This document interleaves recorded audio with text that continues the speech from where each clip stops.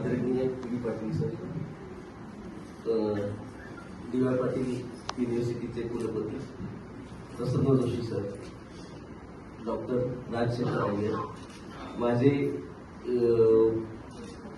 मोठे बंधू भगवंत आणि माझ्या आयुष्यातले किंवा आमच्या फॅमिलीचे भगवंतच असे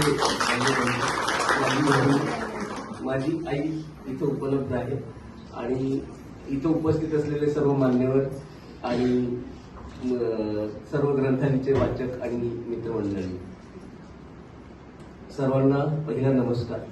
हे पुस्तक जे मी लिहिलं गेलं आहे, माझ्याकडून लिहिलं गेलं म्हणण्यापेक्षा जे काही मी अनुभवलेलं आहे ते कागदावर उतरवत असताना त्याचं वाचन कोणी मित्र किंवा सुहृद यांच्याकडे दिलं आणि त्यांनी ते वाचल्यानंतर म्हणाले की हे तुम्ही लिहायला पाहिजे.